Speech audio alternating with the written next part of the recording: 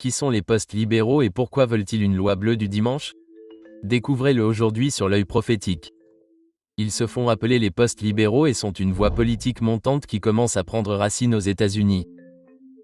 À ne pas confondre avec les libéraux, les post-libéraux cherchent à ouvrir la voie aux conservateurs pour reprendre le contrôle de la culture en défendant les principes chrétiens. Voici une déclaration tirée d'un article intitulé « Les Américains ont besoin d'une pause. Peut-être que les lois bleues peuvent aider ». Il est dit « L'une des évolutions les plus intéressantes et les plus importantes de la politique ces dernières années a été l'émergence des conservateurs du bien commun, un groupe restreint mais bruyant et majoritairement catholique de penseurs de droite qui veulent adopter un programme explicitement religieux pour l'élaboration des lois et des politiques. Si vous n'avez pas compris, laissez-moi vous le répéter, un programme explicitement religieux pour l'élaboration des lois et des politiques. En d'autres termes, ce groupe de conservateurs du bien commun majoritairement catholique est très similaire au groupe de chrétiens dont nous avons parlé dans une vidéo précédente et qui se disent patriotes chrétiens ou nationalistes chrétiens. Et ces deux groupes ont quelque chose de très important en commun, ils aimeraient utiliser le pouvoir de l'État pour faire avancer leurs principes, y compris les lois bleues et plus particulièrement les lois bleues du dimanche. Les post-libéraux sont certainement un groupe sur lequel nous devrions garder un œil prophétique, car leur idéologie est clairement conforme à ce dont nous sommes avertis dans Apocalypse chapitre 13 et la grande controverse. Si vous avez suivi la série sur l'œil prophétique, vous savez qu'Apocalypse 13 met en évidence un scénario qui conduira à ce qu'on appelle la formation de l'image de la bête. Cette image représente un changement qui aura bientôt lieu dans la société, où des fanatiques religieux prendront les rênes du gouvernement pour faire avancer leur vision de l'Amérique. Et cette voie inclura à terme l'imposition d'un jour de culte. Ce processus est clairement exposé à la page 573 de la grande controverse, qui dit que dans les mouvements actuellement en cours aux États-Unis pour obtenir le soutien de l'État pour les institutions et les usages de l'Église, les protestants suivent les traces des papistes. Bien plus, ils ouvrent la porte à la papauté pour qu'elle regagne dans l'Amérique protestante la suprématie qu'elle a perdue dans l'Ancien Monde. Cette déclaration signifie fondamentalement qu'une certaine classe de chrétiens dans ce pays suit une voie qui conduira à l'établissement d'une image du Saint-Empire romain germanique.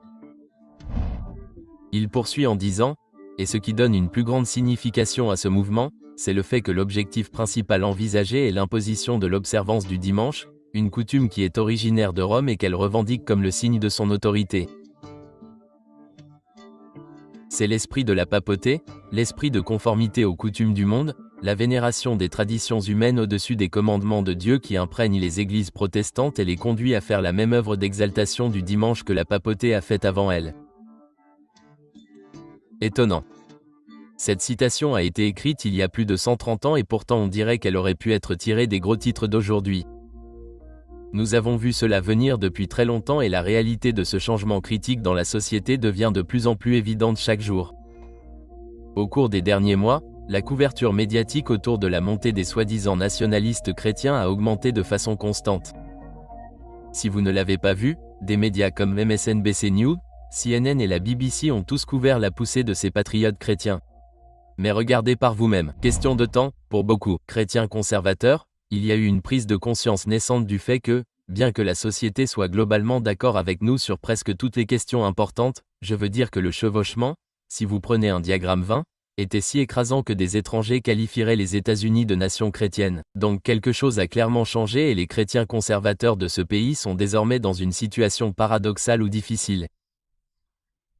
Je pense que c'est la raison pour laquelle vous voyez une telle, eh bien, vous savez, cela peut être appelé par ceux qui ne l'aiment pas la montée de la nouvelle droite chrétienne ou le réveil du vote chrétien aux États-Unis. Eh bien, il y a une raison à cela. La montée de la nouvelle droite chrétienne est appelée nationalisme chrétien par certains. La croyance que l'Amérique a été fondée en tant que nation chrétienne et que le gouvernement devrait la maintenir ainsi, brouillant la frontière entre l'Église et l'État. Nous devons être le parti du nationalisme. Et je suis chrétien et je le dis fièrement. Nous devrions être des nationalistes chrétiens. L'Église est censée diriger le gouvernement, et non l'inverse. L'Église est censée influencer le gouvernement et nous devons l'être, impliqués dans ce qui se passe au sein de notre gouvernement. C'est exact. Ce groupe de personnes ne voit pas de problème dans l'union de l'Église et de l'État. Et ils disent haut et fort que leur objectif est de faire entrer Dieu au gouvernement. Mais la plupart des gens ne savent pas vraiment ce que cela signifie et où tout cela nous mène. Un exemple de ce qui va arriver peut être vu dans la réaction de ce journaliste après avoir assisté à une réunion de nationalistes chrétiens. Où sont mes nationalistes chrétiens, papa, dans cette salle? Merci. Si vous êtes un. This is the Reawaken Tour, un spectacle itinérant qui attire des dizaines de milliers de personnes et qui sillonne le pays. On ne peut pas séparer Dieu de la politique. On ne peut pas le faire sortir de notre gouvernement. Amen. En marge, des centaines de personnes faisaient la queue pour être baptisées d'eau et d'esprit. On dirait vraiment un service religieux. Et on a eu l'impression d'un service religieux plusieurs fois aujourd'hui, mais on a aussi eu l'impression d'un rassemblement politique. Donc, c'est les deux. Je veux dire, je n'ai jamais vraiment vu un tel mélange de religion et de politique. J'espère que vous comprenez ce qu'elle dit. Elle a dit qu'elle n'avait jamais vu un tel mélange de religion et de politique. Et c'est précisément ce qu'Apocalypse 13 avait prophétisé lorsqu'il était dit qu'une image de la bête serait érigée. Jean a pu voir il y a près de 2000 ans un mélange de religion et de politique, une union de l'Église et de l'État et la montée du nationalisme chrétien. Comme il l'a dit, il y aurait une nation qui ressemblerait à un agneau, c'est-à-dire une nation chrétienne, mais qui parlerait comme un dragon, ce qui se traduit par la coercition et les mandats. Quel est donc le but ultime de ce groupe de personnes? Quelle direction devraient prendre les choses dans ce pays? Selon eux, la réponse à cette question est assez simple et a été exprimée dans une interview tirée du même documentaire de la BBC. Oui, mais je pense que Dieu va descendre et qu'il va faire changer les choses. Et quand vous aurez repris le pays, à quoi cela ressemblera-t-il? Je pense que cela aura l'air bien parce que vous aurez le retour de Dieu dans le gouvernement. Vous remettez Dieu dans les écoles. Vous remettez Dieu dans les 10 commandements. Pensez à vivre selon les 10 commandements. Aucun de nos enfants ne connaît les 10 commandements. C'est vrai. La croyance est que dans ce pays, nous devrions vivre selon les 10 commandements et que cela rendra la société meilleure pour nous tous. Mais il est important que nous nous posions une question très importante. De quelle version des 10 commandements parle-t-il et comment cela serait-il même légiféré? Pendant la pandémie, nous avons beaucoup entendu parler de faire des choses pour le plus grand bien de la société ou plus précisément d'imposer des choses pour le bien de la société. L'idée du bien commun motive désormais le désir post-libéral de mettre en œuvre des lois bleues du dimanche dans la société, ce qui, comme je l'ai déjà dit, conduira à terme à un culte obligatoire. Prenons cette déclaration tirée d'un article récent intitulé The Post-Liberals Fight for the Weekend. Dans cet article, l'auteur déclare qu'une campagne pour le sabbat peut rassembler les syndicats, les conservateurs religieux et les propriétaires de petites entreprises. Ce dernier groupe s'est historiquement opposé à l'abolition des lois bleues par manque de capacité à être compétitif. Existe-t-il une autre question qui unisse les trois principaux groupes de la nouvelle droite comme le sabbat? Et par sabbat, ils entendent le dimanche. Et dans un autre article intitulé Quelques notes de prudence sur la relance des lois bleues, il est dit que les post-libéraux ont commencé à proposer des propositions politiques concrètes qui incarneraient leur programme pour le bien commun tel qu'ils le voient. Deux des principaux hommes du mouvement post-libéral ont été cités par le conservateur américain comme préconisant un retour aux lois bleues qui imposent la fermeture des entreprises le dimanche en l'honneur du sabbat chrétien. Ne manquez pas ce qu'il a dit. Il dit essentiellement que, de l'avis des post-libéraux, les lois bleues du dimanche devraient faire partie de leur programme politique pour le bien commun. Comme je l'ai déjà mentionné, pendant la pandémie, une certaine chose était obligatoire. Et il est si important que nous comprenions pourquoi l'esprit de coercition lié à ces mandats est si pertinent pour l'esprit de coercition que nous allons voir à l'avenir en rapport avec ces lois bleues du dimanche.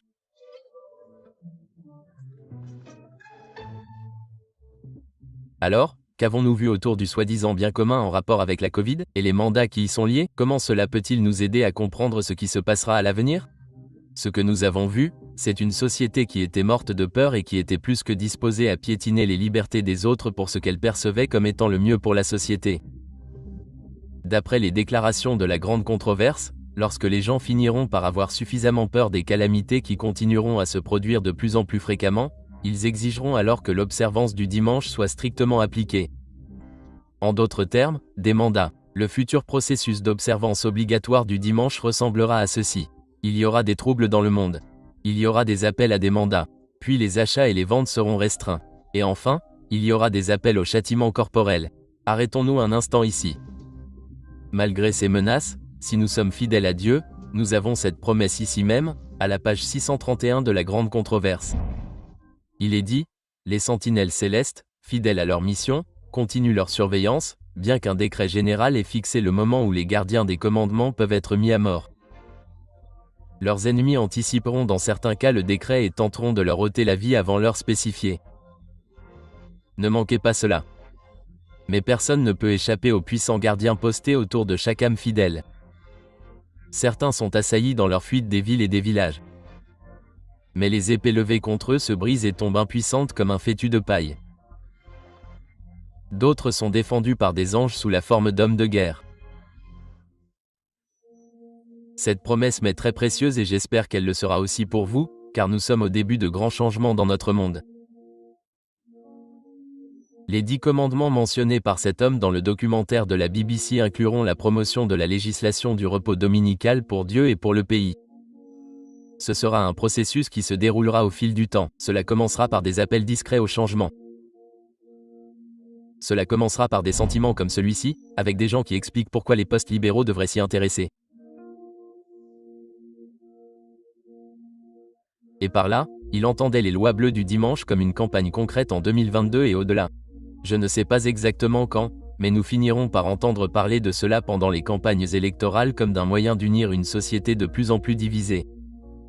Comme d'un moyen de mettre fin aux calamités dans le monde. Un moyen pour nous tous de prendre la défense de l'équipe au profit du bien commun.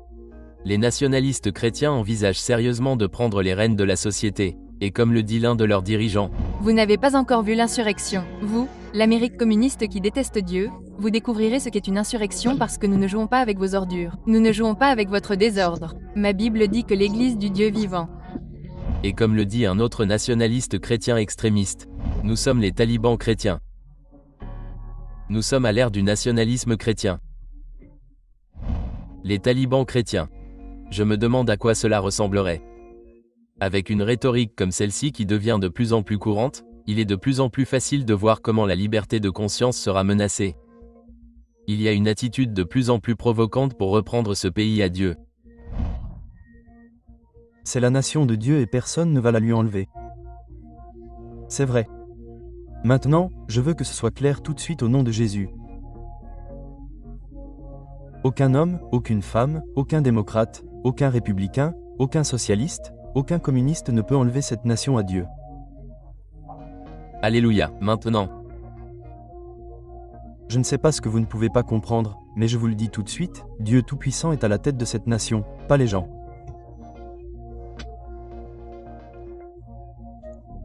Jésus de Nazareth est le Seigneur des États-Unis. Maintenant, réglons cela. Et il y a aussi une attitude de plus en plus provocante envers le vrai sabbat. Il essaie de dire aux gens que Jésus va revenir la semaine prochaine. Je vais vous demander de partir parce que je ne plaisante pas avec vos absurdités de témoins de Jéhovah et d'adventistes du 7e jour respectueux des lois. Je ne plaisante pas. Et laissez-moi aller un peu plus loin. Mais pour tous ces adventistes du 7e jour qui me regardent pour une raison quelconque et m'envoient des lettres, vous adorez le diable parce que vous vous réunissez le dimanche. Jésus a accompli la loi. Jésus est devenu mon sabbat. Et je suis là pour vous dire que j'adore le premier jour de la semaine à cause de la gloire de la résurrection. Je ne suis pas sous la loi du sabbat. Jésus a dit, il viendra un jour. Peu importe quand et peu importe où, ce qui compte, c'est qui vous adorerez. Je vous le dis, l'adoration du samedi, en ce qui concerne la loi, est une doctrine démoniaque. Tais-toi, et ne viens pas me voir avec toutes ces bêtises. J'ai pu adorer le samedi à cause de la loi. Je ne suis pas sous la loi, Scipio. Ces sentiments deviennent de plus en plus prononcés de minute en minute. Ce sera le même esprit qui sera utilisé contre ceux qui choisissent de refuser les mandats du dimanche et de rester fidèles à Dieu et au vrai sabbat. Maintenant que les médias rattrapent leur retard sur ce qui a été écrit par Jean le Révélateur il y a près de 2000 ans et écrit de manière encore plus détaillée par Ellen White il y a plus de 130 ans, je peux vous assurer que la crédibilité de la Bible et de l'esprit de prophétie continuera de croître de façon exponentielle. Et le moment est venu pour nous de faire connaître ces vérités et ces principes aux masses avant que le véritable test n'arrive. Le 8 janvier 2021, 2 jours après les émeutes de la capitale, nous avons souligné l'implication de chrétiens radicaux dans ces émeutes dans notre premier épisode de l'œil prophétique.